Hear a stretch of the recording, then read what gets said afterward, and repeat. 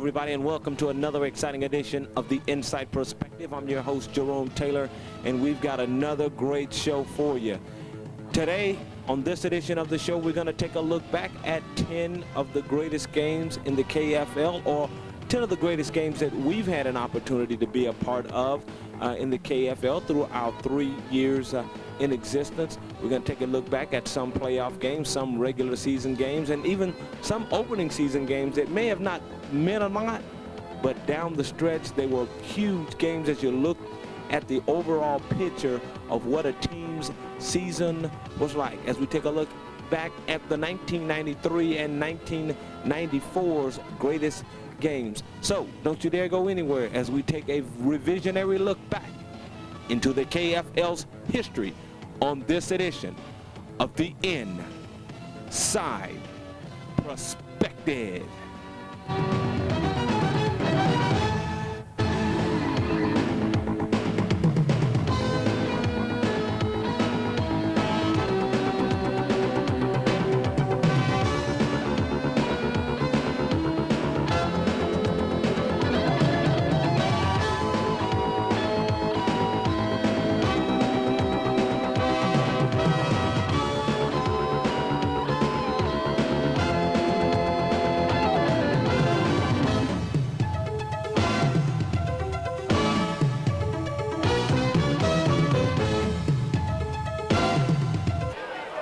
And welcome back to the Inside Perspective as we take a look back at the greatest games in the KFL. We start out with the Bearden Bulldogs and the Powell Panthers from 1993. In week number 4 of the 1993 season, the Powell Panthers entered the contest with the Bearden Bulldogs with a record of 1-2 and controversy surrounding their program as Matt Lowe, junior quarterback, was suspended, and that left sophomore quarterback Colin Steen to take over the realms to lead the Panthers. But an early injury in the contest forced Clark Duncan to make a big decision as he had to play Matt Lowe as the Panthers raced out to an early lead, only to have the Powell Panthers come back. Late in the fourth quarter, quarterback Aaron Stevens hooks up with Jerome Taylor in what appeared to be a big play covering 35 yards, but on the review of the play, an illegal motion penalty forwarded that play, and all KFL defensive player Donnie Walker came in to make the big sack as the teams go into the overtime tied at 21 apiece.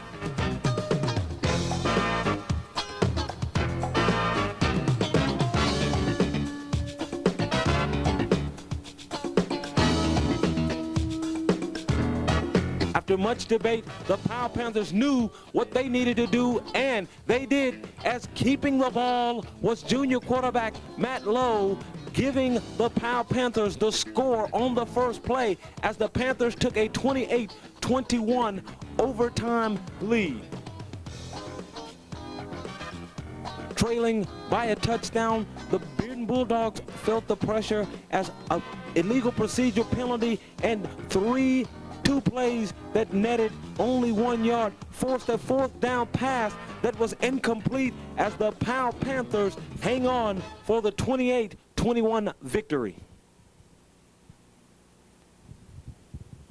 Some games in the KFL make no sense, and you will never understand their rivalry and what they mean between the two teams.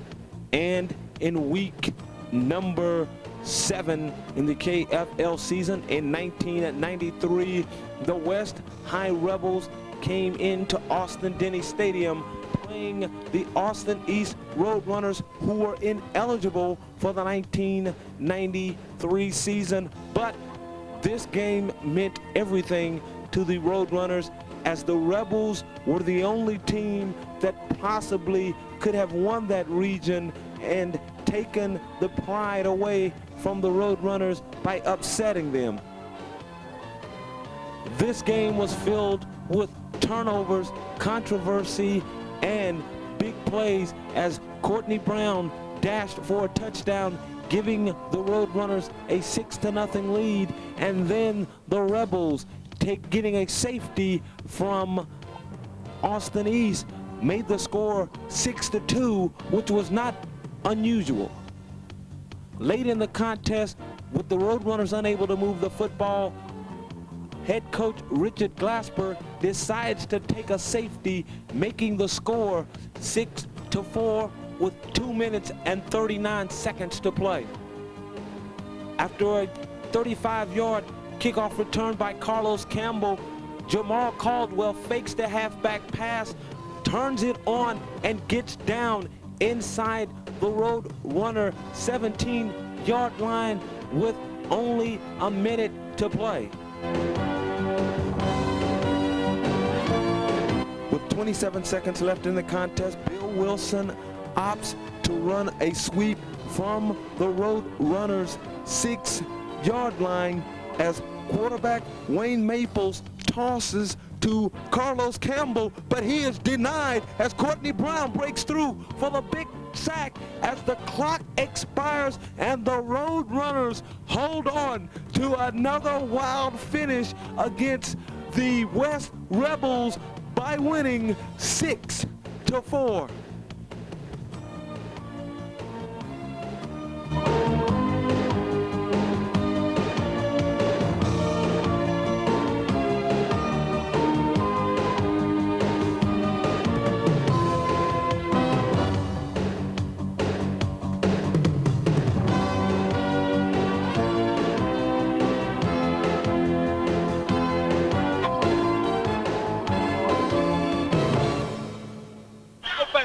On you. I hope that wasn't 15 on you right there. We don't need that kind of crap. We don't need that. In week number 8 of the 1993 season, the Halls Red Devils came into Scarborough Stadium to play the Powell Panthers, who knew that they needed a big region win if they were going to keep their playoff hopes alive. This was the first year for Hall's head coach Gary Shepard, who was being introduced to the rivalry, as last year the Red Devils in a 25-22 victory would use that to springboard them to the semifinals of the Class 3A championship, which they would eventually lose to the Clinton Dragons. Leading 18-15 late in the contest, running back Casey Lane coughs up the football, which is recovered by Jason Grooms, as the Powell Panthers would get new life, but they would have to drive 97 yards if they wanted to keep breathing. Then on a 3rd down and 9 play, quarterback Matt Lowe scrambles outside the rush and finds wide receiver David Weaver on a 45-yard completion. Then after 3 unsuccessful downs with 56 seconds to play, Matt Lowe hooks up again with Weaver as he gets out of bounds, as the Panthers have a 1st down from the Red Devils 30. Then on the first play, these two wasted no time connecting as David Weaver finds himself free and scrambles into the end zone as the Panthers drove 97 yards for the go-ahead score that would eventually give them the victory by the score of 22-18 in one of the greatest games in KFL history.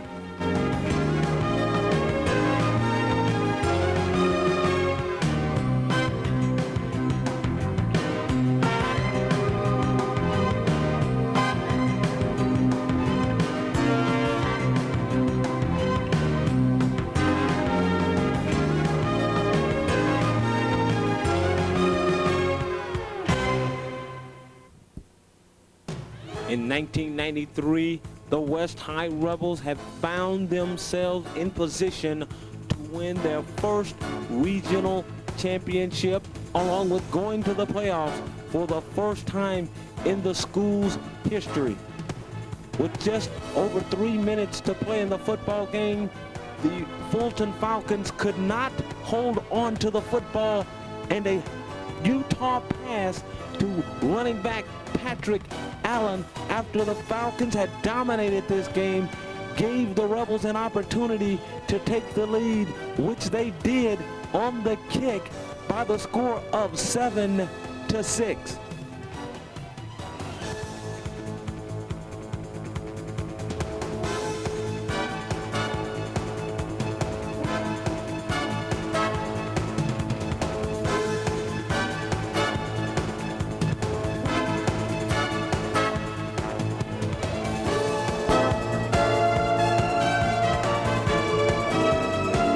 Was unsettling for Coach Bill Wilson, but as Wayne Austin's pass was intercepted, the Rebels had finally won their regional championship and was going to the playoffs for the first time in the school's history.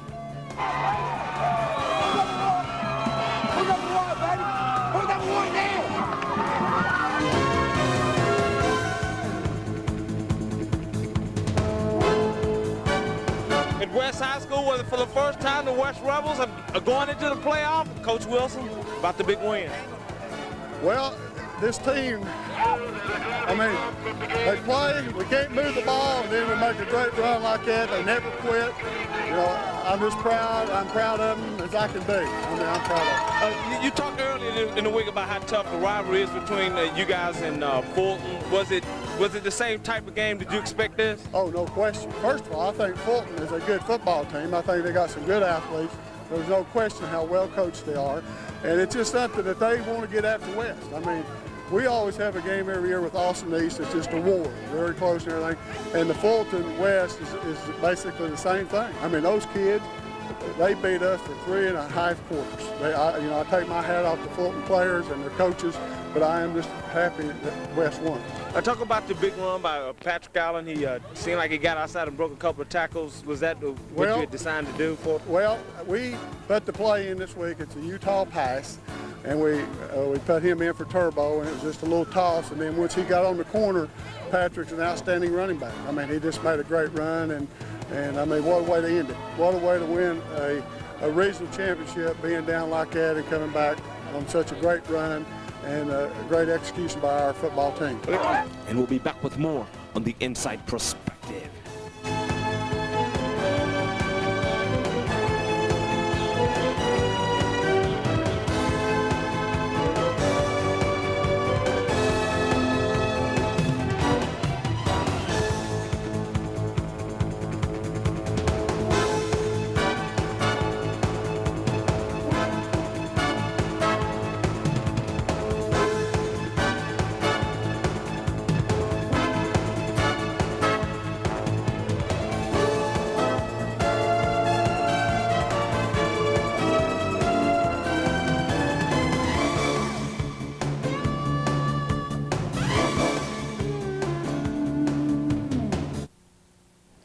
And welcome back to the Inside Perspective as we take a look at the 1994 season, some of the greatest games from the 94 season, as we pick it up with the Bearden Bulldogs and the West High Rebels. In the opening game of the 1994 season, the Bearden Bulldogs were coming in off a season in which missed opportunity could be the label for their season. On the other hand, the West Rebels was coming off one of the greatest seasons in their school's history, as a first-time playoff visit would be something that the Rebels would always remember. But the Bulldogs in this contest was hearing none of that, as the game waged on, as Mikael Smith, who had 114 yards on the night, began to try and dominate the football game, as the Rebels were trying to slow them down with their vaunted defense led by Turbo Pate and Ed Howe.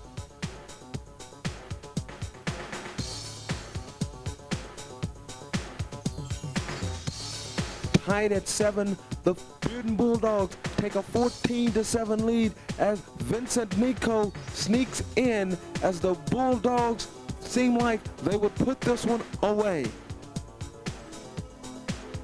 But trying to hold on to the football late in the contest, the Rebels defense comes up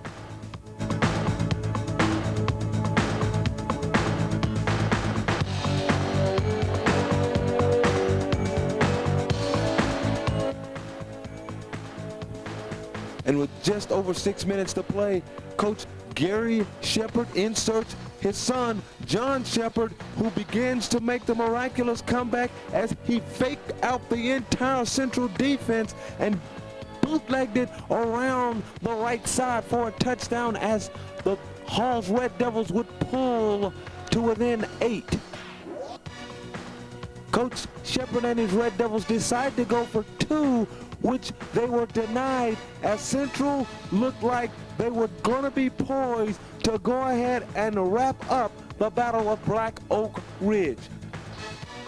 Then on the ensuing kickoff, James Kyle takes it and almost breaks it as disaster almost strikes the Red Devils, but they're able to slow Kyle down at the 40-yard line with 2:29 to play. Then running out the clock, Coach Helton gets a little tricky and James Kyle fumbles the football at the 37-yard line as the Red Devils recover and they have new life with a little time to play.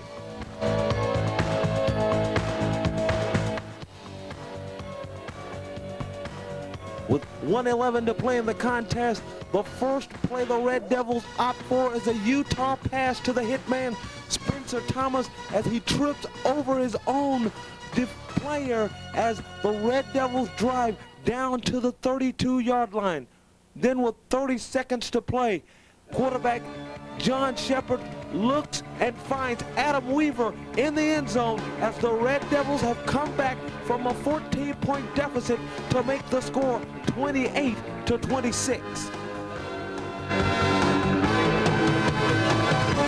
The all-important 2-point conversion went to Spencer Thomas as he cuts back up inside as the Red Devils would come back to tie it up and force overtime as the teams go into the extra period knotted at 28.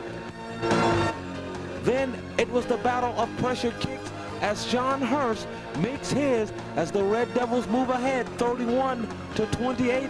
That would set up a Casey Roberts attempt.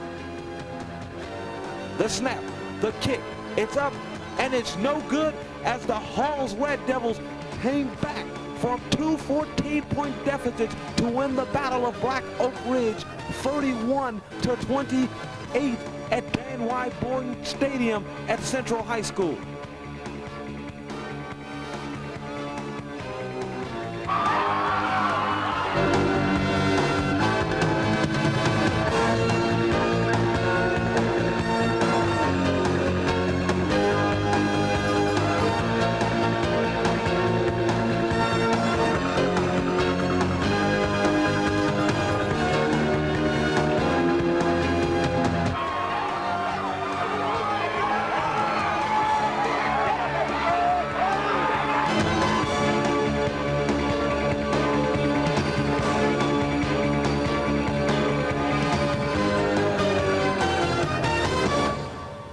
In week number 6 of the 1994 KFL season, the Powell Panthers had raced out to a 21-0 lead against their Anderson County Mavericks before the Mavericks began to chip away at the lead, trying to make a contest out of it, and trailed 21-17 before they made their vaunted drive that would live in the infamy in the Powell Panthers archives of videotape.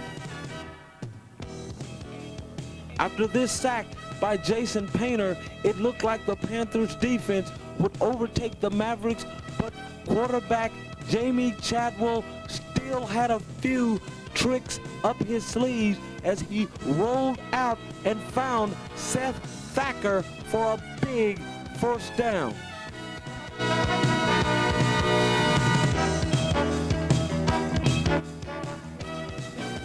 Then set inside the Panther 9-yard line, Chadwell takes off and he scores, giving the Mavericks a 22-21 lead. Now the big decision for Coach Kerr was easy. He went for 2, giving the Mavericks a 3-point lead, which they would hang on and defeat the Powell Panthers, who were ranked number 4 coming into this game by the score of 24-21. So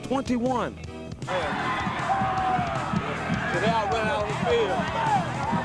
Hey, hold on. Let's get him right quick. Stop it right here with quarterback Jamie Chadwell after the big upset coming into Powell country, upsetting the Powell Panthers. Jamie, talk about it. You guys were down 21-10, but you never gave up. Yeah, we just kept never giving up.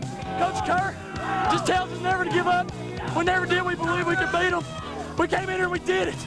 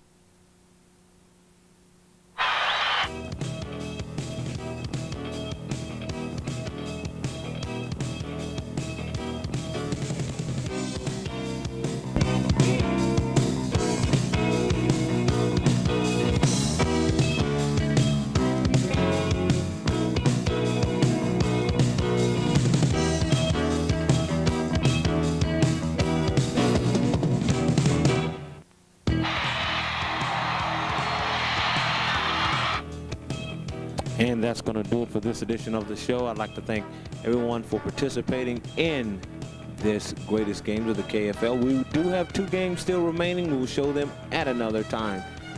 For the men and women behind the scenes, I'm Jerome Taylor saying stick with us because we've got the inside perspective. Thanks.